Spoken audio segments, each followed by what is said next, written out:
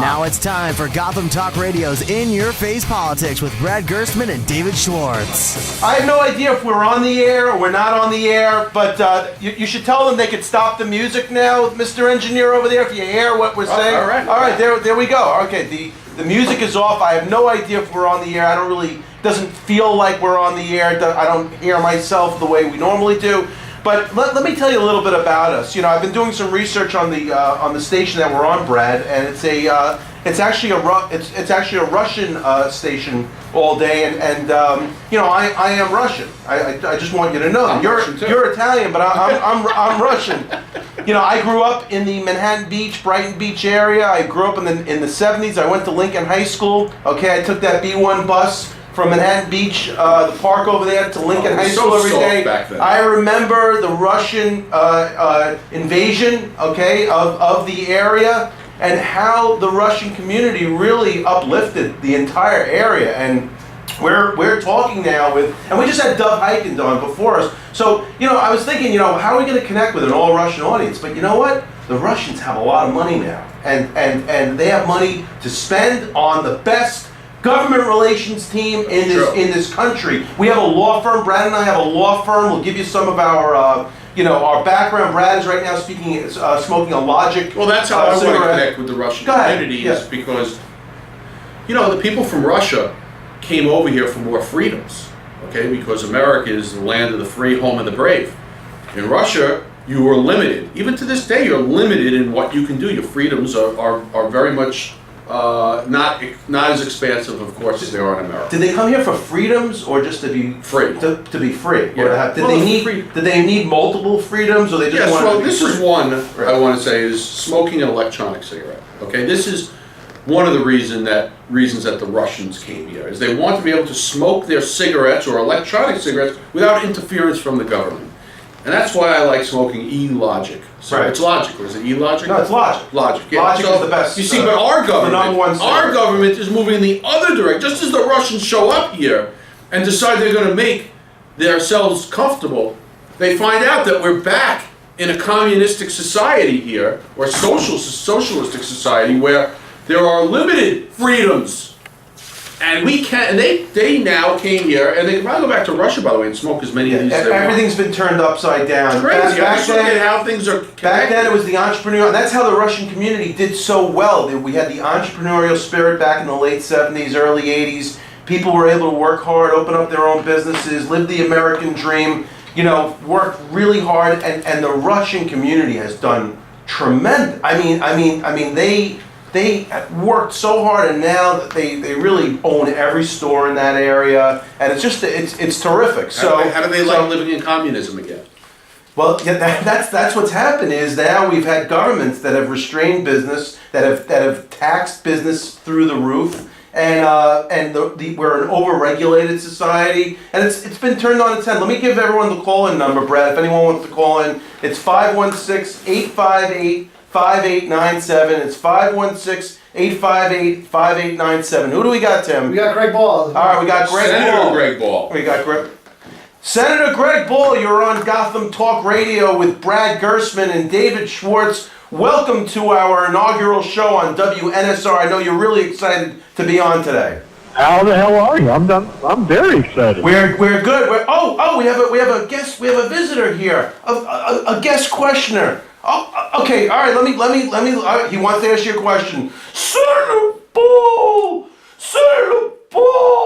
you're the senator with all of. This is Pierce Morgan. You're the senator with all the guts. Is that Mr. Bill? Is that Mr. Bill? Yeah, Dave is confusing Mr. Bill. I remember Mr. Bill on Comedy Central. Senator Ball, I love Mr. Bill. You threatened Osama bin Laden. Senator Ball, you threatened to hurt him. My name is Pierce Morgan. I'm not going to let you get away with that. Yeah. Well, by the way, so we have Senator Greg Ball up from Pierce. Give me the mic. From Rockland County, New York. He's a very influential senator. And the Hudson Valley. The Hudson Valley. Rockland County. Oh, come on, Brad. Was it Senator David Carlucci? No, he's got part of Westchester and that whole Hudson Valley. Senator, explain your district for the audience. As soon as we get up out of New York City. 70% of Westchester County, basically the middle of Westchester County north. and a big chunk of Putnam County and a very small chunk of Dutchess County. You a bad man! You no son of a gun! Well, and this was the greatest moment on TV, I thought. One of the greatest interviews ever. Senator Bull was on Piers Morgan, and the discussion was about, what was it about, by the way, Senator? Well, I put out a tweet, which is always good, right? Yeah. That asking a question after the Boston bombing suspect was caught of who would not torture this if it would save more lives, if it would save lives, innocent lives. And of course, the liberal ivory tower went caught in flames, and the entire national media decided to ask me to give a apology, which I was not about to do. Well, you jumped on. You went one step further. You went wild. Double down. I love. By the way, I love that interview. Tim, do we have the clip? I love the fact. I love when you said I'm not the usual bobblehead that comes in there. Right. You had so many great lines. There were so many great. I felt like I was watching Jerry Maguire during that interview. There were so many great freaking lines that came out of that. You know interview. what, Dave? I want to make an admission right now. If I was a Republican elected official, I would want to be Greg Ball. Yeah. You know why? Because Boy. being that I'm not a Republican, and I'm not an elected official. Don't wear these shoes for a day. Right. No, but you know what? You do it like, you tell the truth, you give it direct, you don't look to, be so fancy schmancy in your responses. You just want the way an American person that's living their life every day, going through the daily struggle, not an American, able to step up. A red-blooded American. That's another great line. I think that this country, unfortunately, is more divided than it maybe ever has been. It seems to be a 50-50 country at this point. It's amazing how differently those people on either sides of that median view this country through very different prisms. But I try to do what I believe is right in my heart, and I know that there are times I'm wrong. There are times that I'm right, but I always try to do the right thing. And I've never tried to pander, and I've never been one to try to be politically correct.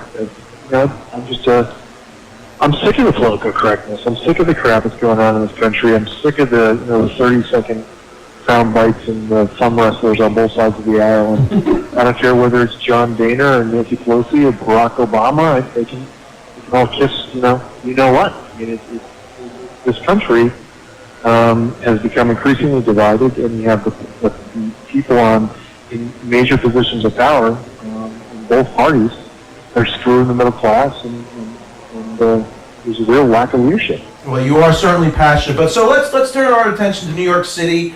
The mayor came out with a proposal. He wants to give everybody an ID card, everyone a license. Whether you're legally here or illegally, and I think you took a very passive stance on that issue. Can you explain to our listeners, what your take is on that?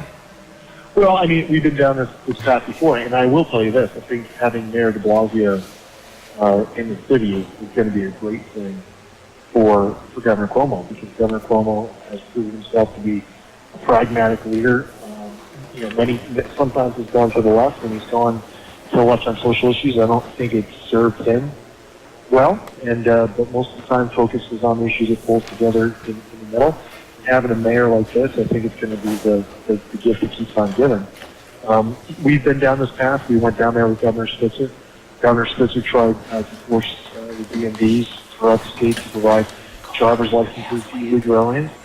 And there are those who say, look, you want to allow illegal aliens and they say undocumented workers to get out of the shadows, and they portray a very compelling argument about allowing the dishwasher or the construction worker to be able to get to their workplace, and the fact that we have an economy that rests on those shoulders. But it's deeper than that. I mean, we're over 10 years now after 9/11. Those 19 hijackers had over 300 forms of identification. None of them had a New York State driver's license, because we have a very stringent and have had a very stringent procedure to get a New York State driver's license. But they did have other states' driver's licenses, like Maryland and Florida and other states. And this is the deal. I'm not getting into a tizzy, although I don't agree with it. You're starting to warm yourself up, though, I can saying tell. allowing a worker to get to work. The problem is this: the terrorists that hide in the shadows, and by providing somebody who does not have an identification, and doing a stamp of approval, whether it be a New York State driver's license or a New York City ID card, and giving somebody an identity who you cannot authenticate their identity in the first place, it's a Homeland Security nightmare, and it's been considered a Homeland Security nightmare, including matriculate cards by the FBI. So this is nothing new. It's a boneheaded idea, and it's the most recent example of a local government trying to manage a failed federal policy, but inadequately doing so. Hey, Senator, just to quickly, I know you have limited time, but I want to quickly switch topics. One that everybody's talking about, it's in all the papers. It's about pre-K funding in New York City and Mayor de Blasio's proposal to increase taxes on those who are making $500,000 or more. Of course, taxation in New York City is run basically by the New York State government. I mean, they can't really raise taxes on their own. So they'll need the approval of the Senate and the Assembly. As a member of the Senate, where do you think this goes? I don't support new tax increases. I don't see how this governor or our side of the House and the Senate, how we support a new tax increase. When you're in a hole, you need to stop digging. The problem isn't more government spending. The problem is getting our fiscal house in order. And if you look at the 2 million people, over 2 million people have left the state, and just recently another 150,000 that left just in the previous year, I believe. This state, even with the good work that's been done by the governor and the legislature in the past just a handful of years, the mess that we're in right now, and we're in a hell of a mess. The mess that we're in right now has happened over generations, and we are not going to tax our way out of this mess. And the people that have left haven't left because of the social issues, and they haven't left because they're not paying enough in taxes. They're leaving because they can't afford to live here, or they can afford to live somewhere else and make a living somewhere else. New York City needs to be very careful, because as the global economy shifts and as the financial markets shift, that revenue stream coming out of Wall Street is not the golden goose that can't be killed. And they better be very careful, because they're going down a very dangerous path. Along the same lines, do you support the governor's proposal for universal pre-K statewide in the budget? The devil's going to be in the details, and I'm going to look forward to seeing what the final analysis is in our House. I want to make sure that spending overall, that we're getting spending in line, and that there aren't any hidden taxes or fees. And we have a little bit of time to figure out the details, but we'll see. I'll tell you, this whole pre-K thing, it's unbelievable how much time we're spending on this pre-K issue. I mean, what are we teaching these kids? Calculus in pre-K? Seriously, what do they really learn? Look, I'm in a great school district. My kids go to a great school district. We actually just went to full-day kindergarten about 8 years ago. In fact, my oldest child, Greg, didn't even have full-day kindergarten. She had half-day kindergarten. So I understand it's an important issue, but do we need to spend 90% of our resources and thought and intellectual analysis on pre-K? It's just, for me, it's unbelievable. But let me go to something that's very close to your heart, and that's the Jobs for Heroes program, something that you're passionate about, something that you have worked on since you've been in the Senate. Can you tell our listeners a little bit about the program and where it is right now in the legislature? Sure. I mean, we have 44 other states that have already moved forward to match the federal set aside. At the federal level, they provide a 3% set aside for businesses that are owned by service-disabled vets. So we're talking about men and women that served in combat and were disabled because of their service. Probably less than 1% of the 1% that actually served the country. And 44 other states have matched that set aside. It's a really big deal because, a lot of people say, oh, thank you for your service, but they look right through the veteran when they're saying it. And I don't know if they really connect and really mean it a lot of times. This bill says unequivocally that we mean it. when those men and women raise that right hand and they're willing to fight and die for this country, we do a good job of recruiting them and getting them to do just that. We don't do a great job at transitioning. And veterans, especially service-disabled vets, have 2 to 3 times the unemployment rate. We all know about the epidemic of veteran suicide, and unfortunately I know about that all too well, and it's all too close to home. And this bill will allow for meaningful employment, not selling trinkets at the carnival, not that that's a bad thing, or truck driving's a bad thing. But a lot of times there's this type of just dismissive attitude towards our vets that they have to fit in certain pigeonholes. And this will allow meaningful employment. It will allow them to connect to hundreds of millions of dollars of state contracts and the authorities and the financial services. The good news is that vets hire vets. This is a job creator. But at the end of the day, by giving meaningful employment, it's also going to save lives. Because there's no doubt that many of those veterans who returned home after leading troops, after being through amazing situations where their mettle was tested, where they literally were in life and death situations and kept people alive, then they return and people say, well, your resume doesn't, I don't know how to apply this. Had they been giving meaningful employment, there's no doubt that some of them would not have chosen suicide. So it's going to create jobs, and it's going to save lives. And out of everything that's in this budget, to my heart, and by my estimation, this is the best thing that we're going to do this year. How about the simple fact that it just returns the favor that these servicemen and women go out and put their lives on the line overseas in very terrible, in awful situations, only to come back to no jobs, and they should have as much or more opportunity than the rest of us. So thank you very, very much for that. No, absolutely. And I say it all the time. I'm an Air Force Academy graduate. I served in the United States Air Force. It was my honor to do so. But, I never served in combat. I mean, the worst combat I probably saw was at a cocktail party in Washington, D.C. at 2 o'clock in the morning. Right? I just... That can be rough, too. The stuff that these men and women went through probably would have made me crawl into a corner, cry, and piss my pants. Yeah. And, when we watch the movies, we all know the movies that are on TV and the movies that have come out recently about these special forces troops and these combat vets. You don't need to watch fake movies or, cartoons to see superheroes. These special forces troops, these combat troops are real heroes. And we need to pay honor to that because less than 1% of the population now serves, and an even smaller percentage is on the tip of that spear. And it's scary because it's easier for us to go into war. It's easier for us to go into conflict when so few people, and many of them have 3, 4, 5. I know people that have 11 tours. Yeah, no, I've heard of that too. It's crazy. Hey, can I just switch the topic again? Do you have a couple minutes left, Senator? Sure. Yep. It's I think to get to know your background is very interesting. I think it may be one of the most interesting parts of knowing you. But you're an outdoorsman. You're a proud outdoorsman. I don't know exactly the definition of that. I don't know if you identify yourself as that. But you do shooting. You like some hunting, I believe. Is that correct? This is my background. I grew up, first, my parents were caretakers on the Kennedy estate. Jean Kennedy, who was the sister of Jack Kennedy, they had a estate in Pauling. And my aunt was the personal secretary for like 30 years to Joe Kennedy Sr. And she got my father the caretaking job up on the hill. So that's how I grew up. I mean, we grew up on this big estate, living in this little crappy little house, all of us. So my parents then saved up enough money. We bought they bought a small piece of property, and literally paycheck by paycheck, and this isn't the story, this is the truth. My parents, with my brothers and friends, built a home, a very small, modest place. And I was a kid when that was happening.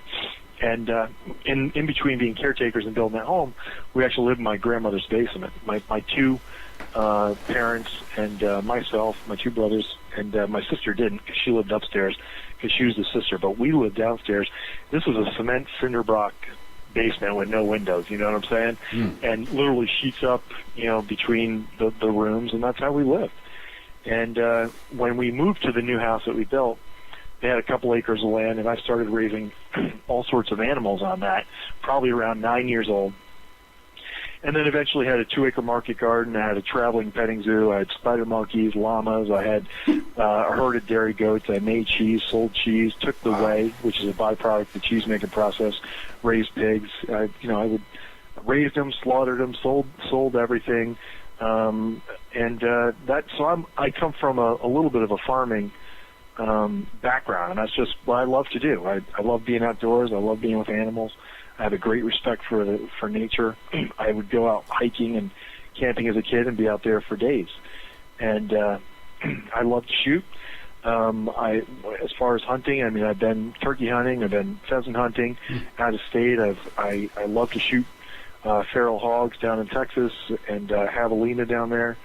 But I just love being with animals and being outdoors and love nature, and I love this country. Well, you are certainly one fascinating guy, Senator Ball. But before you go, tell our listeners what's next for you, Senator Ball. There's a lot of speculation. There's a lot of talk out there. Will you run for your Senate seat? Will you run for county executive? Will you run for something else? What's going on with you? People want to know. You know, I think I am hyper-focused on this session and everything that we're trying to accomplish. I'm going to make a decision in the near future. Regardless, I mean, I'm very confident as the news begins to percolate over the next, not only about me but other seats in New York State, that we're going to not only keep this majority that we have through a coalition, but we're going to expand it. There's exciting news coming from the Senate seat to the north here that I'm active in. A county executive, a guy that won 9 countywide elections, is going to be running against Terry Gibson. Senator Katchit, she messes up every other day. That seat is wide open for a pickup, and I'm confident that we have a strong candidate there. So I'll make my final decision, but I'm a team player, and I think I'm going to be around for a long time. Oh, that's great. All right. One way or the other. From your mouth to God's ears. Well, you've been a great guest, and if you want to hang on the line, we're going to, as your send-off, I think it's like a 3-minute and 24-second clip, we're going to send off our listeners. We want them to hear the interview, the famous interview that has gotten 1 million hits online of you and Pierce Morgan. Senator Ball, thank you so much for being on our program. God bless you. Thank you, sir. Dinner on me. All right. That's a deal. That's it. You tweeted this. You said, so scumbag number 2 in custody. Who wouldn't use torture on this punk to save more lives? Do you still believe that? Absolutely. At the end of the day, I think that you interview a lot of politicians. A lot of politicians are full of crap. They're scared of their own shadow and scared to say what they feel. I think that I share the feelings of a lot of red-blooded Americans who believe that if we could save even one innocent American life, including we've seen the killing of children, that they would use, and this is just for me, that they would use every tool at their disposal to do so. But he's an American citizen, Joe Harsanayev. He committed a domestic crime in Boston, and he'll be tried in a U.S. civilian criminal court system. Right. How are you going to torture him? I mean, dude, you're talking to a guy that supports death penalty for cop killers, terrorists. But how would you torture him? Pierce, I would support, I'm talking about me.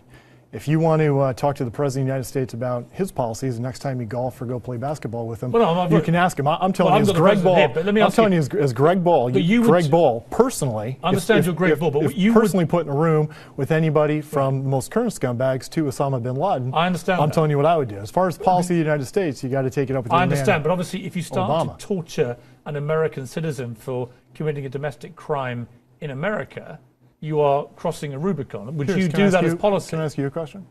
What would you do if you were given the opportunity before Osama bin Laden was shot? If you got 30 minutes in the room, what would you do? It's really a question about... Would you play cards with Osama bin Laden? What would you do? Well, let me put this to you. I think you need to take if you met... No, you answer this. Right. If you met this scumbag before he killed... Not now.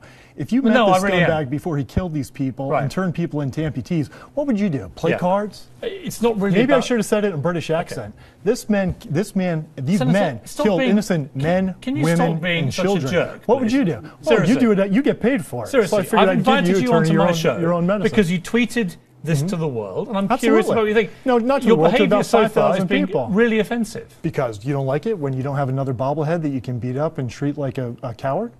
The reality is that these men killed innocent men, women, and children. As a red-blooded American, I said, who out there, if it would save an innocent American life, would not use torture? Right, I understand I, for one, stand firmly in